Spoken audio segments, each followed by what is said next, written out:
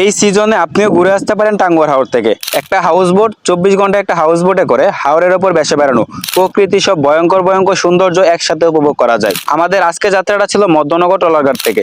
যারা ঢাকা, ময়মনসিংহ, নেত্রকোনা থেকে টাঙ্গুয়ার হাওর যেতে চান, আমি তাদেরকে বলবো আপনারা মধ্যনগর দিয়ে যান, তাহলে টাঙ্গুয়ার হাওর বা হাওরের আসল ফিলটা পাবেন। আর ইতিমধ্যে আমরা এখন চলে আসছি টাঙ্গুয়ার হাওরের প্রথম স্পট ওয়াচ টাওয়ারে। এখানে কিন্তু হিউজ পরিমাণ বোর্ড আছে, আর আমরা এখন রেডি হচ্ছে গোসল করার জন্য ওয়াচ টাওয়ারে।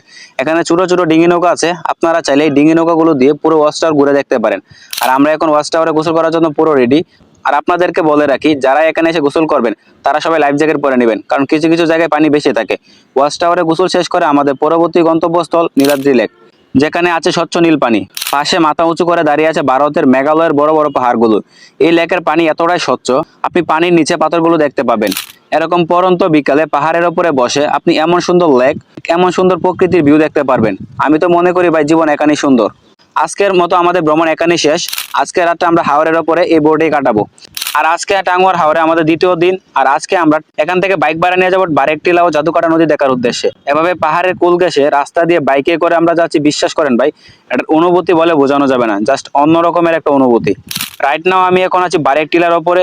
জাস্ট এখান থেকে নদী আর পাহাড়ের ভিউটা দেখেন, মানে পাহাড় আর নদী একসাথে দেখতে পাইতেছেন, কি অসম্ভব রকমের সুন্দর।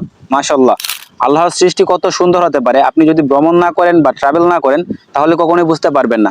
এই বিশাল পাহাড়ের নিচে যে নদীটা দেখতেছেন, এটা হচ্ছে জাদুকাটা নদী। পানির নীল অপরূপ দৃশ্য, নামটাই যেন এক রহস্য। হ্যাঁ, জীবনে একবার হলো টাঙ্গুয়ার হাওর যাওয়া উচিত, এই হাওরের মাঝে ভেসে বেড়ানোর জন্য, এই অ্যাডভেঞ্চারটা নেওয়ার জন্য।